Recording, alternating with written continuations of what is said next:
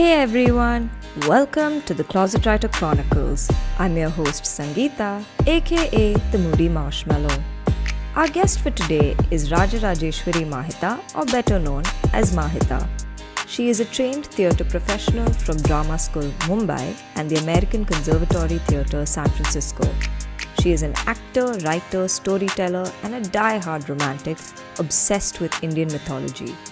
Inspired by the books she's read and stories from ancient Indian texts she's heard while growing up, she retells these for an audience, young adult and older, presenting the ageless in fresh contemporary ways. She researches, writes and records her stories from home and brings them to her audience online. When asked who her audience is, Mahitha laughs, saying, anyone, anywhere interested in a good story, anyone who believes in the magic of love, and in a good dose of justice, freedom, and equality. As an actor, Mahitha has appeared in Netflix series like Sacred Games and Masaba. Her first love, though, is the stage, and she's been a part of several productions with the Madras Players, CreaShakthi, and other theatre groups in Chennai. I'm so excited to chat with her, and I really hope you enjoy this conversation.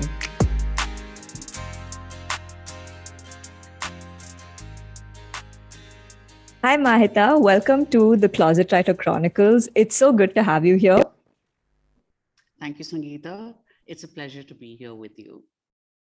So, talking about storytelling, and you've done a bunch of them, I think, over the past couple of years. How did you get into it? And specifically, how did you get into Indian mythology? And when did you decide that this was something you wanted to do and pursue? Generally, Sangeeta, with anything that I have done up to a couple of years ago, it's always been things that happened to me by chance. Okay. I always had this ability that my family would call the ability to add masala to everyday events, to take something small that happened and make a big drama out of it. And anytime I spoke about anything, it would be like, there she goes again, making a big story out of it, making a big drama out of it. And it was always funny. And I don't think anybody ever saw this as a skill that could lead to my becoming a storyteller or anything like that. Absolutely nothing like that. So while I always had the ability to do this, I never had the belief that I could do anything with it. And a couple of years ago, I was in Goa at a writer's workshop. I always like to write. And, at the end of the 3 days, it was our last evening there. There was Fenny flowing freely. And somebody said, come on, open mic time. And all of us took out stories that we had on our phones. And at that time, I happened to have something on my phone called My Mother and I Have a Complicated Relationship. And I read that out. And there were people there who said, wow, why don't you tell stories? We would pay to listen to this. And I looked at them and said, really? You really would pay to listen to me tell stories? And this was when I was about 49 years old, I think. Till then, Wow. It never struck me that I could ever tell a story. So I'm not a seasoned storyteller. I'm actually just taking baby steps. Now, when I was growing up, and I grew up in a village, my grandmother would always tell stories. Summertime, there was nothing to do. We were home from the holidays, and we would have the men's quarters in front and the women's quarters at the back, where it was just us women and children. And there was this swing and a courtyard.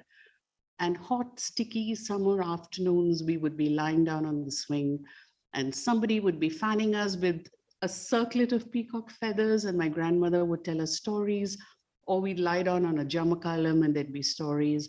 Or some nights we'd go up to the terrace, and there's this thing called Nilachor, when there is a full moon and there's this big drama of food being taken up to the terrace, and an older lady in the family would mix the food for us and tell stories and tell us all sorts of things from mythology. And my favorite story was about Dhruva. And in fact, that was one of the first stories that I wrote. And also, like many, many, many people, one of the biggest influences in my life as far as reading was concerned was Amar Chitrakatha. that is where my love for mythology actually grew and developed. And also, when you grow up in a boarding school, which is slightly westernized, but you are from a small village in Tamil Nadu, Hmm. which is completely cut off from the kind of life that you lead when you're in school, there is this sense of isolation or not quite belonging to either world. And Okay. one of the things that we do is, or at least one of the things that I did, was to escape into my head and create stories Hmm. into in my head and to escape into books. And I guess that's where it began, this whole journey of being a storyteller, of not belonging. And so I created a world for myself where I could belong, where the stories were mine. That's that's beautiful. I think you just wove a story right now with that answer, and it was amazing. But I related so much when you spoke about Amar Chitra Katha because that's something I used to read a lot while growing up. In fact, my grandmother was like, "Okay, if you're not going to listen to me tell you mythology stories, here, take this." I think that was a way of inculcating that habit also of reading into me. But yeah, I completely related to that, and it's just amazing that from where you started and now where you are with storytelling, because it doesn't seem like you're new at it. It really seems like it's in your blood almost. Like you do it so well. It seems so natural, and it seems like you truly were born to do this. Um, and that's just incredible. But having said that, what according to you are characteristics of a good storyteller? What are the elements of a good storyteller according to you? And who are some of your favorite storytellers in India today? See, one of the characteristics of good storytellers is to be able to observe people, to Right. observe things that are happening around them. Because stories are not about big events that happen in our life. Stories are there around us all the time. And people ask me, how can you tell stories about this? Why does it happen only to you? No, it Mm. doesn't happen only to me. I lead a very, very ordinary life. It happens to all of us. I see it, and I see it as something that I can take out of my everyday life and shine a light on it. Right. Whereas the same thing might happen to you, and you might not even notice it. That's the only difference. And I think that's common of all storytellers, where we see things in macro detail. And then we add words to it. And like my family used to say, we add masala to it. It happens to all of us. It's there. We all have 1,000 stories in our life. And I love to talk to people wherever I am. And I can speak in Tamil and I can speak in English and I can speak to anybody. And I love to talk to people. So I Right. ask them questions, I listen to them, and everybody has stories. And all of these things, little things from something a taxi driver in Bombay said, or a sweeper in Madurai said, comes into stories that I write.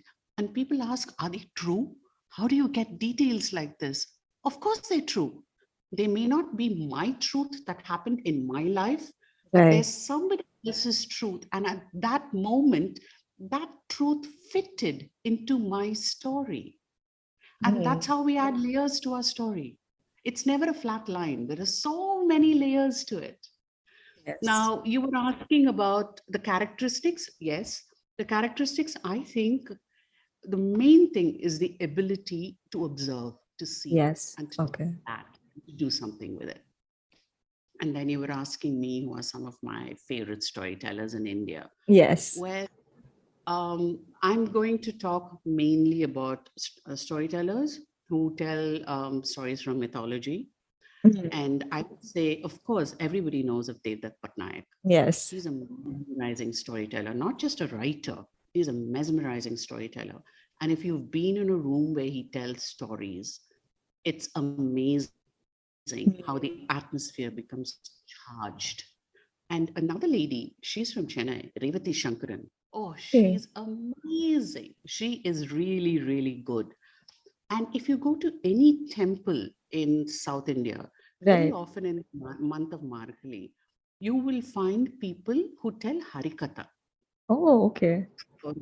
Okay, these are men, women who use folk traditions to tell stories from the Ramayana, the Devi Bhagavatam, the Mahabharata. And it's fascinating. I've always been amazed at how beautifully alive they make these stories happen. And anyone walking by can sit in. There'll be a little mandapam by the side of the temple, and you can sit and listen. Now, coming back to what's accessible to us, there's Geeta Ramanujam. She is very, very well known, both in India and abroad, for her Yeah. storytelling. She tells a lot of stories for children, but she also does stories for adults. Then, of course, our own Janaki Shabesh. Yes. Yeah. She's a children's storyteller, but you should hear her tell stories for adults. She's amazing. And well, she is not Indian in the sense that she doesn't live here. She lives in London. This lady called Seema Anand. Yes, I know She her. Yeah. mostly tells stories from, well, she's an expert on the Kama Sutra, but she also is a beautiful storyteller. So Yes. Yeah. these are the people who I really admire, and I think they're really good. And there's somebody who I recently found on Instagram. His name is Raman Iyer, and he tells Okay. all kinds of stories. And during the lockdown, I think for 400 days without a break, he told stories, Oh, wow. different genres, mythology, horror stories, all sorts of things. And he's also a musician who plays the mandolin, and it was fascinating to listen to him. So yeah, these are some of the people whom I enjoy listening to. That's, One day, maybe somebody will put my name in this list. oh, I'm sure you must be on their lists too, Mahita. Maybe you're not aware of it. I'm sure some of them have you on their lists. I'm quite sure of it. But no, I love that list, and I'm definitely going to go look up the ones I wasn't aware of before this for sure. But coming back, I guess to a more personal side of things, you come across as someone who really lives life on her own terms, and you really chase after your dreams. And I think that's really inspiring for anyone to see. It's amazing. Having said that, there's also this expectation society seems to place, especially on women, that by the time you reach a certain age, you should act a certain way, that, you should slow down. You should maybe focus more on family, take things easy. You don't need to be ambitious and whatnot. So, have you ever dealt with any ageist comments or any instances where you've been judged for doing or saying something because it's quote unquote not your age to be doing or saying this? And if you have, how do you deal with it? Sangeeta, if you'd asked me this question 10 years ago, I would have agreed with you. But the world has changed so much. And today, the people who decide what society is going to be shaped like are not the older people, they're the younger people. And a Definitely. lot of people don't care how old you are. They don't care who you are. That's true. Because they are trying to figure their lives out and live their lives out the way they want. And when they look at anybody else, regardless of age, doing that, I think there's a lot of encouragement. And I'm so glad that things are moving this way. 10 years ago, it would have been different. The internet, social media, everybody has a lot of bad things to say about it. But I also think it's a great leveler. Now, there were different aspects to this question that you'd asked me. Have I always chased my dreams? No. I Okay. didn't even know how to dream till a few years ago. Okay. One day I decided I don't want to live like this anymore. I don't want to live like my life means nothing. Right. And it was a spur of the moment decision to pack my bags and move to Bombay. Okay. I am not a brave person. I've never lived in a big city. The biggest city I've lived in is Chennai. And I've lived on my own. I've not traveled on my own. But I happened to be going through a really, really low personal period at that time. Okay. And I called Jehan Manekshaw, who's the head of the Drama School of Mumbai. Okay. And I said, I hear you have a 1-year theater program. Do you have space? And if you do, may I join? And by that time, auditions were over. Okay. So he said, I will arrange for auditions for you on Zoom or on Skype. There was no Zoom then. And they normally don't arrange for auditions like that. It's all in person. Now things are so different. In a few Right. years, the world has changed so much. And he said, but here's the thing. If I get everybody together to audition you, and Hmm. if they say yes, you have to take it. At that point, you can't say, oh, I have a life here, I have children here, I have a home here, and you Hmm. can't refuse. So he put me in a spot where if he agreed to give me what I wanted, or rather, the others in his team agreed, I had to take it. Right. And they said, yes. And I had to take it. On, Hmm. on Tuesday, I think, one week, he said I was in, and on Thursday, I was in Bombay. For Wow. 25 years, I'd lived in Madras, and in 2 days, I shut my home and I left. Fortunately for me, my son was in college at that time, Okay. and no, he was not in college. He was married and he was off living his own life at that time. My daughter was in college, Okay. and it was just me on my own. So I closed my home and I told them, it's my turn now. And I left. And my children were very, very supportive. Of course, the rest of Hmm. my family didn't understand. When I say rest of my family, I mean my mother, my brother, they didn't understand. But Right. I think at the point where what other people said did not matter. The Right. voice in my head was so loud saying, don't live with regrets.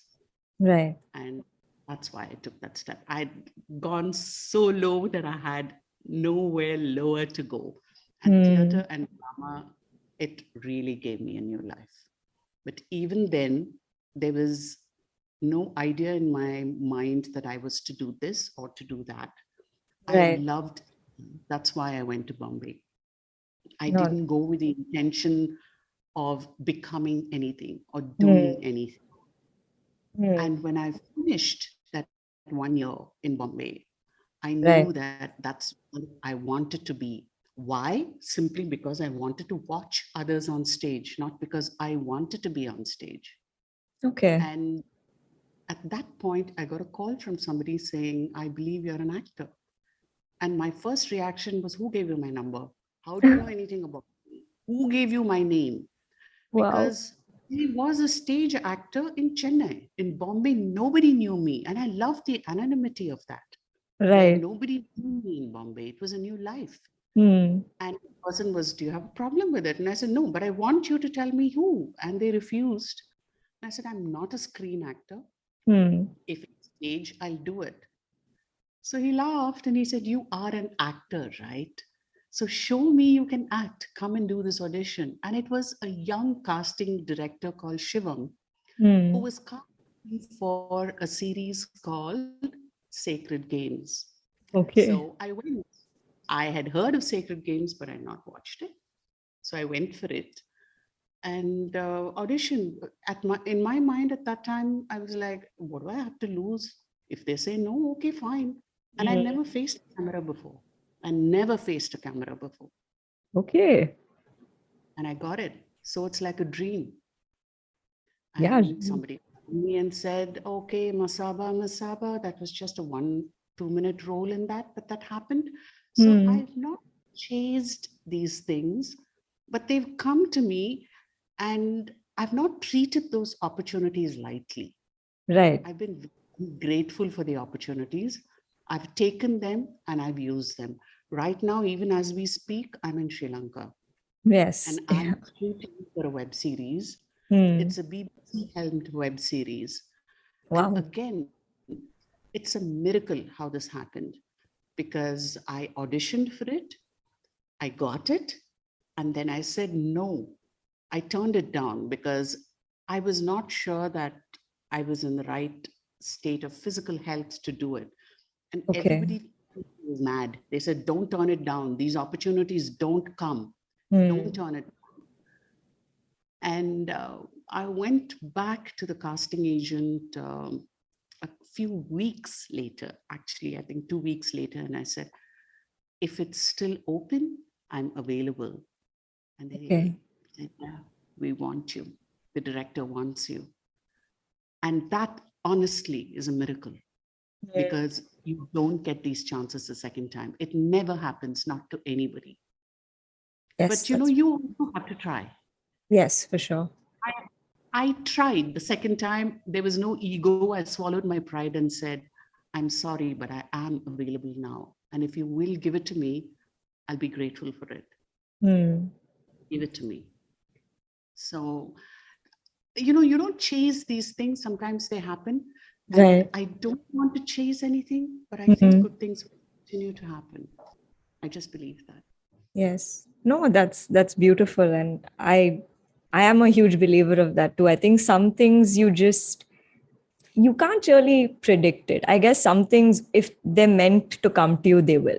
No matter how much ever you try to escape it or chase something, what's meant to be will be. And I think it's just amazing that you're getting all these wonderful opportunities and you're truly getting to shine. And I'm so excited, to see all the future projects and work you'll be doing. It's amazing, Mahita, how far you've come and how far you're going to go. I'm so excited for you. I really am.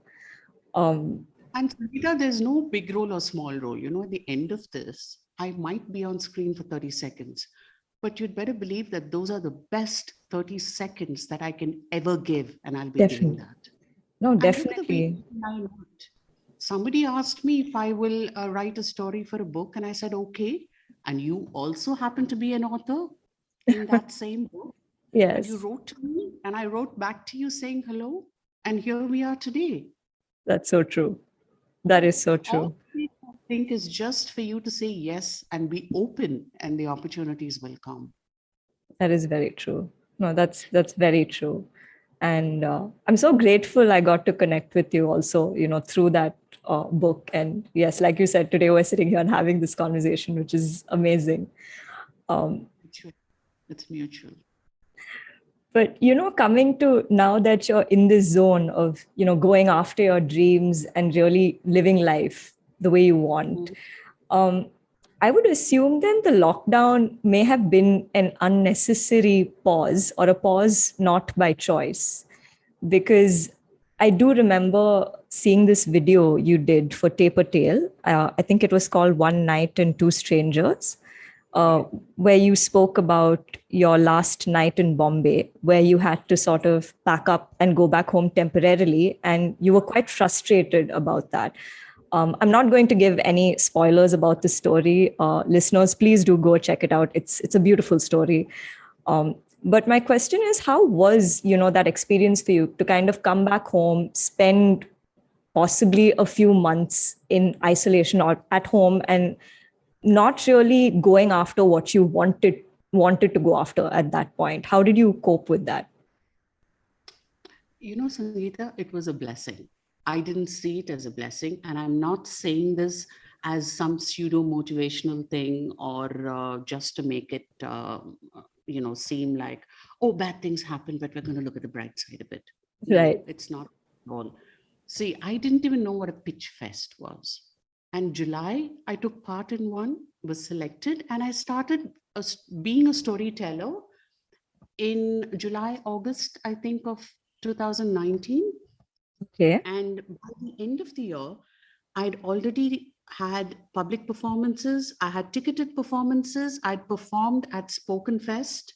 Okay. So it was all going unbelievably well. And I was thinking, okay, I'm the next Shah Rukh Khan. You know, this is going to go really well for me. And suddenly the lockdown happened and everything shut down. Yeah. And like I said in that story, it was extremely frustrating.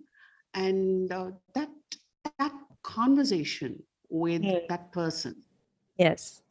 um, he, you know, he was going into hospital the next day for surgery, and he didn't know whether he'd survive it. Right. And for him to say, "This is not the end, Mm. not for you, and not for me. There's so much more, and wherever you are, you don't need to be in Bombay. You, Right. wherever you are, go after your dream and live your dream." And there was something so raw and so real about the way he said it, because Mm. he was it from a position of not knowing whether he would live or die Yeah. in the next. And I came back, and it's not as if immediately, I was full of Josh and I said, oh, I'm going to go live my life. It's not Yeah. as simple. And I came back and I was paralyzed with not knowing what to do for the next few months. Right. Okay? Now, my stories are all taken from life. Now, if Mm. life has stopped happening to you and to everybody in the world, what do you tell stories about? True. And then it so happened that I was part of this Indian aesthetics program in Mumbai called Jnana Pravaha. And I love iconography and I love everything about mythology.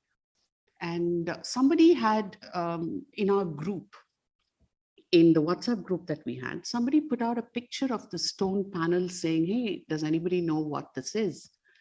And I looked at that stone panel and I knew the story behind it immediately. It was a story of Shiva and Parvati playing dice.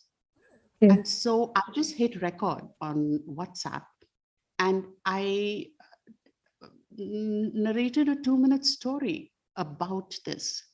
When somebody said, you know what, you should tell stories about mythology and stories in a way that everybody enjoys and understands. And an idea was born there. Now, Wow. mythology, you don't need to live life to get stories from mythology. It's there around True. you, everywhere. Yeah. And I told myself, okay, now I'm going to tell stories from mythology. So I picked the story of Madhavi. Okay. It's a heartbreaking story. I picked the story of Madhavi, and I happened to be in my mother's house at that time. And I told the story just as it was in the book. It's very, very disturbing, this particular story. It's about the exploitation of a woman by her father and everybody else around her. And my mother and I sat that evening after I'd finished telling the story and recording it. And she said, why did you do this? Why did you choose this story? And I said, Ma, it's very disturbing. And she said, but you've not told it as if it's disturbing to you. You've just told it as if it's a story. Okay. And that made me think. And I said, what am I doing? Why do people need to listen to me? They can just pick up a book and read. So if I'm going to tell a story, how is it going to be different? Yeah. Who am I telling this story? And what of me is in this story? And if I'm not going to put my thoughts and views in the story that I'm going to tell, then let people go to Amachitra Katha, no? Let them go to anything else, no? And read the story. Those will be told in a far better manner than I can ever tell it. True. So from that moment, I made a promise to myself that I will tell a story only if it has some meaning to me. Now, not all of this has to be about exploitation and sadness and, oh my God, this woman is being, used by everybody. No, it's not like that. There are lots of love stories, there are lots of very sexy stories, there are all sorts of things. But it has to mean something to me personally, and it has to touch somebody. And also see, Sangeeta, all our ancient stories have been written by men. That's through true. the eye of men, through their vision of what society should be like, of what a woman should be like, what a man should be like. Where are the women's voices? Yeah, that's very true. What use is our life, our experience, our thinking, our fighting, our everything, if we cannot give voice to all these stories? And That's there's very so true. much to learn from all of it. So yeah, that's how I became a teller of mythological stories. Yeah, no, because I completely agree, because this was the next question I was actually getting to, because I know in your the stories about mythology that you tell, you place very strong, feminist perspectives, and you make sure the women characters are portrayed as characters, as human beings with thoughts and opinions and complexity and feelings. Be it, with the story about, I think, Urvashi you told, even in Shiva and Parvati, or and Rukmini Satyabhama, like, you really made it a point to give those characters very strong narratives, which you sometimes don't necessarily see in the texts themselves, which I think is incredible. But also, having said that, I know you do slice of life narratives, and there have been a bunch of other videos where you've done and you've spoken about things like, child abuse, sex education, farmer issues. And I was just wondering, have you ever received any kind of hate or negativity for any of the content you've put out till now? Because these can be very, sensitive topics sometimes. I'll just answer this because Sure. it's very Yeah. simple. Sure. Never. Okay. Not even once, not even by one single person have I ever even had a question saying, why did you say this? I've only had gratitude and That's appreciation amazing. for things that other people had experienced and did not find the voice or the courage to say. No, that's amazing. No, that's incredible if you haven't, because I do know of certain creators and people who do end up getting a lot of hate. So it's incredible that you haven't got that till now. And because you talk about really important things in those videos, which I mentioned about child abuse, sex education, and whatnot, you talk about very important issues. And it's much needed. Like you've seen a lot of them. Thank you. I mean, they're very good videos, to be fair. So, I mean, it's only fair that anyone would watch them, Mahitha. But no, I mean, so coming to mythology and how you decide to, tell stories, I kind of wondered about this when I was watching your videos. Do you ever stop to think if a story is safe to tell? Because, mythology and religion kind of go hand in hand sometimes. And people can be really fixed about the way they see certain things. So I wonder, do you ever think twice before deciding to tell a story? And have you ever maybe steered away from telling certain stories because of this fear? Or are you just completely, let's take it as it comes. I'll just tell the story if it's resonating with me. See, first of all, I am a staunch Hindu. Right. Okay. I make no bones about that. Hmm. I was brought up in a Catholic institution, and I probably know, the Hail Mary better than I know any other shlokas. Hmm. But I'm a staunch Hindu, and I love my religion. Hmm. But that doesn't mean that I accept everything that is there.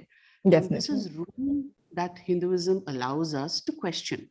Of course. And it allows us to be believers or non-believers, Hmm. to accept it or not accept it, to take a little part of it or leave everything. Right. My religion gives me this freedom. And nobody today can tell me how I should worship. Right. Okay? So this is something I believe.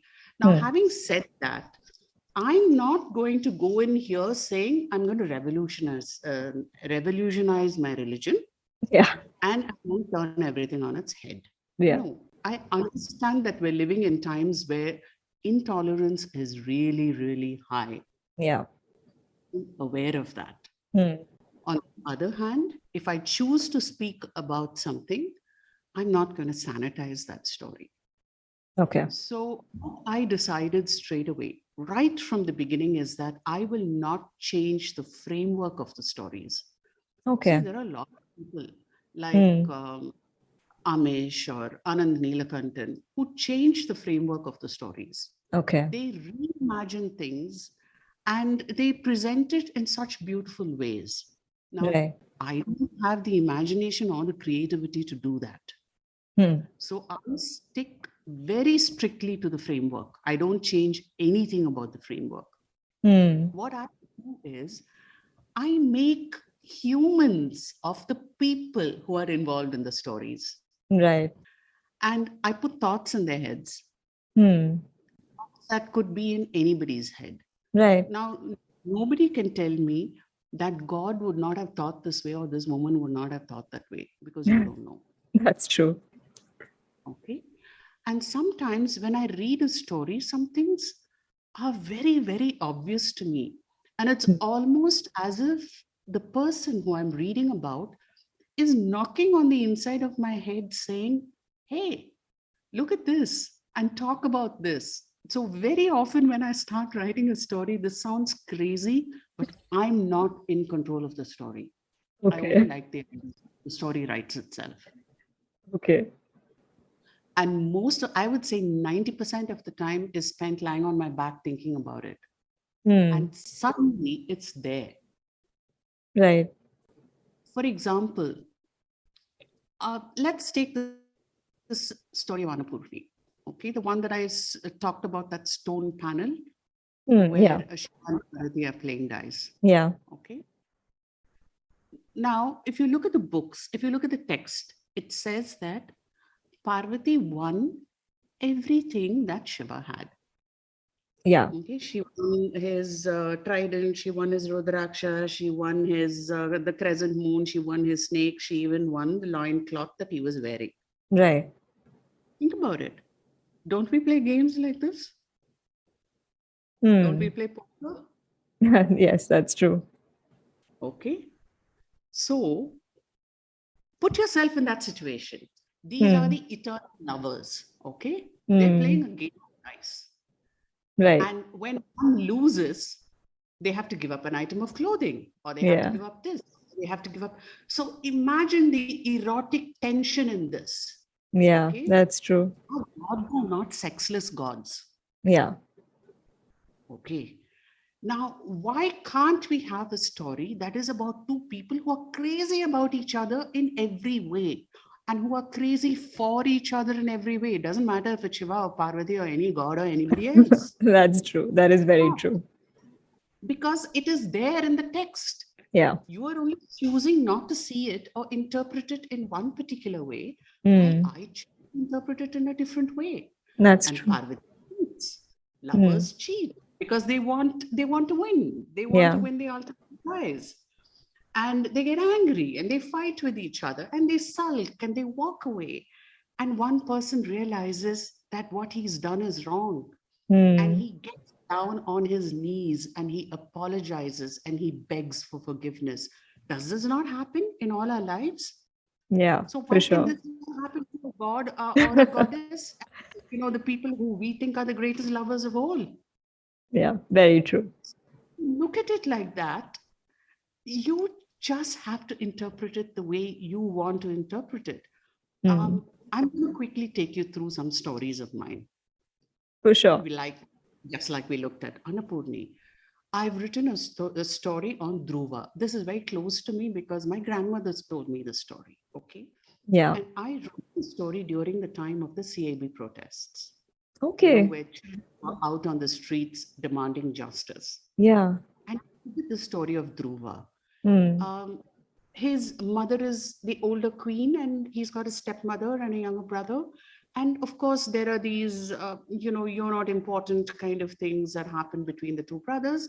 And Dhruva goes out into the forest, Hmm. and Narada meets him and says, "What are you doing here?" And I put these words in Dhruva's head, the very words that the students were asking of the government. I Okay. said, why is it that a king can't love his children equally? Why are different values placed on women, on people? And why is a person who does this seen as a good king? And tell me why you value one person for the goodness and wisdom, but because she is different and her home may be different, or her food and her language is different, or her God is different, she is less than somebody else. Why am I less than my brother? And Narada has no answer. And you look at it, these are the questions that the students were asking. Yeah. Now, Narada goes and asks, the king, why are you doing this? It's your responsibility to rule wisely.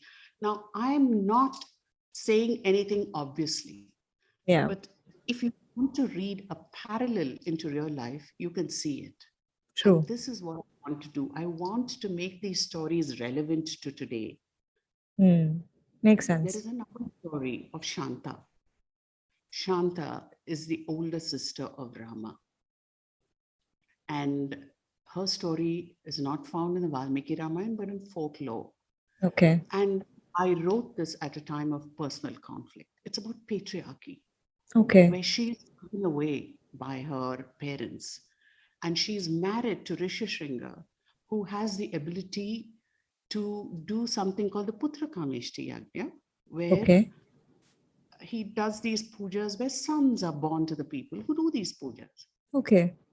So she goes with her husband to Ayodhya because Dasharatha doesn't have children and he wants sons. And can you Okay. imagine what would be going through her mind? And I have these words in her mouth where she says, she tells her husband, a father is one who loves and protects and provides for his child, not one who's contributed his seed. And a mother is one who loves and nurtures and stands by her child, not one who has merely carried the unborn in her womb. And she asks her husband, she says, see how fates have played with us, how I'm here with you, helping you perform this for my parents, so the gods will grant them sons because I, a girl, was not enough for them. And he says, I promise you this, it may not happen in your lifetime or mine, but one day in this land of ours, a daughter will be as important to her parents as a son is. Now you tell me this is not relevant to us today? Yeah. It's relevant in the time of the Ramayana. Is it not relevant to us? Very much. Very much. Subhadra. Arjuna wants to marry Subhadra. Hmm. Krishna wants to marry Subhadra. Because come on, it's a beautiful alliance. And the two kingdoms will be strong. But does anybody ask Subhadra what she wants? So No. in this story, I've put these words in Subhadra's mouth where she asks her brother, did you ask me what I wanted? Did I'm already engaged to marry Duryodhana. Yeah. Did you ask me if I want to marry Arjuna? And Krishna says, but I've seen you smiling at him and walking with him in the night in the garden. Are you telling me that you don't want him? And she says, so what if I smiled at him? So what if I walked with him at night in the garden? He's our guest. I'm looking after my guest. Just because I smile at somebody doesn't mean I want to be married to that person. Yeah, I know what you mean. And so Krishna says, okay, now tell me what you want. And she says, all I want is for you to ask me what I want. Yeah. Let me have the choice to decide. Could this not have happened then? Yeah, true. She does ride away with Arjuna in the chariot, but could this conversation not have happened? Of course And it could have. this Yeah. happen today that somebody says, oh, you smiled at that boy, you like that boy? Really? I said, oh, Yeah. how does that mean anything at all? And the story of Parijatam that you talked about, Rukmini and Satyabhama. Look at these stories, Sangeeta. We are talking about Rukmini, who is Mahalakshmi. And we're talking about Satyabhama, who's Bhudevi. These are goddesses. And we're talking about them as if they are petty women who fight with each other to be one greater than the other. Yeah, that's What true. are we doing? Who are these men who have written these stories? Which is why I say Satyabhama tells Krishna, it is a way of man to talk and to pit one woman against the other. And we who should know better sometimes succumb. Yeah. We should, if we really believe that these are our gods and goddesses, we should treat them with a little more reverence, really. This is like some daytime TV serial. No, our gods and goddesses are better than that. Yeah. And there's this other story of Savitri. We always think Sati Savitri, these are these quiet, oppressed women. Yeah. There's nobody bigger than in this world than my husband. Really? Look at Savitri. She was so accomplished that no man dared to marry her. So her father said, go out and find your own. And for 1 year, she went and looked and she couldn't find anybody. And one night when she was returning home, she sees this woodcutter and goes and tells her father, that's the man I want to marry. So what happens? Could it not be that she saw him and was overcome with desire for this man who maybe treated her as an equal? Yeah. Imagine for a princess to be treated like, oh, you are far better than I am, to suddenly find a man who treats her as an equal. Don't you think that's an amazing thing? And Definitely. maybe in that 1 year, they found love. Maybe Yeah. they found fire. Maybe he taught her to be more than a princess, to be somebody who was worthy as a woman in her own right. Hmm. Why could this story not be rooted in love and desire and all of those emotions? Why Yeah. does it only have to be like, oh, devotion to your parents, I will always press your feet, I will run after the god of death to get. And these are the stories that I want to tell people. You know, I had an editor, a 22-year-old boy, Anirudh, in Bombay. He was my Yeah. first editor. And he told me, I don't like mythology. But after I started editing your stories, I started enjoying them. Oh, that's And beautiful. to me, that's the best thing anybody could have said. Yeah. Because these are stories that anybody should. When we watch Avengers and we watch all sorts of adventure movies that are unbelievable. Come on, Hmm. why not start from our own mythology? That's They true. are stories. You choose to treat them as sacred stories, they're sacred stories. You choose to treat them as good stories, they're good stories. Yeah. It's just the way you do it. No, I completely agree. Love it. I absolutely love what I do. Yeah. And I'm really fortunate to finally have found something that I want to always, always do. Yeah. No, it's very evident that you do love what you do, because I think the amount of joy that you, Mahita, I'm not kidding when I say this, but you glow when you tell stories. It's so evident. That's why I said it's like you were born to do this, um, which is why, which is one of the reasons why I wanted to even talk to you today, because you're just amazing at what you do. And it's so incredible to be sitting here and hearing you speak about your story. Really, it is more power to you. Um, You're very kind and very generous, but thank you. Thank you so No, I much. really mean it. I really do. It's my absolute pleasure to be doing this with you. Um, but now that we're sort of coming now to the end of our interview, Mhm, we end with these two questions usually on the show. The first mhm. one is, what are your aspirations? What are you looking forward to in the near or even distant future? That's a hard one because I don't chase things, but I grasp opportunities, but I don't chase things. But looking at it from today, I think I want to continue doing things that have meaning, that make Hmm. me happy, and add some sort of hope, some sort of hope. Yes, that's the only thing to somebody else's life. That's what I want to always be doing. And I'm not saying this again in a preachy way. Right. I love, you'd be surprised, Sangeeta, at how many women write to me and Hmm. say, please don't stop doing this because we feel like your characters are saying the words that we want to say. Yeah. And I'm really privileged to be in a position where I can give somebody's feelings words. And I want to always be able to do that. No, that's beautiful. And I agree, because even when I hear a story, one of your stories, like the one about Subhadra or the one again, Rukmini Satyabhama, because you truly have a way of humanizing those characters. And even the story with Urvashi, like I mentioned, she's not just a damsel in distress in that story. You've given her her own opinions and thoughts and feelings, which I think is just beautiful.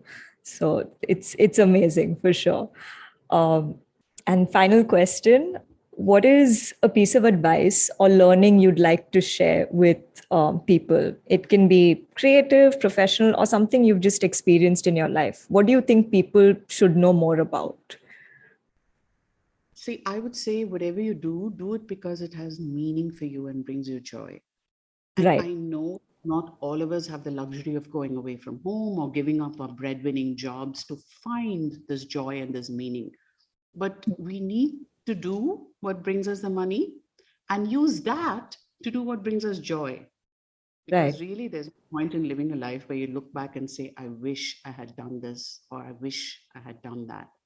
Yeah. And the other thing is, live your life as is best for you. And Hmm. let others live life as it's best for them, not as you think it should be, whoever Right. that person is. Hmm. Honestly, the universe has enough and more space for all of us to coexist very happily. Yeah, that's very true. And on that beautiful note, we have now come to the end of this interview. Thank you so much for doing this, Mahita. It's been so amazing talking to you. It's been such a pleasure. I had so much fun. I think I learned so much about life and about mythology from this session. So thank you so much. Thank you, Sangeeta. It was as much fun, if not more. Bye. Bye. So that was my conversation with Mahita. I really did learn a lot and absolutely loved recording this. I would definitely urge you to go check out her wonderful stories. And you can even find the completed ones from the excerpts she spoke about. I hope this festive season brings you joy, prosperity, and peace. Talk to you after a short break. Don't worry, it's just for a week. I'll see you soon with a new guest and a new chronicle to share. Talk soon.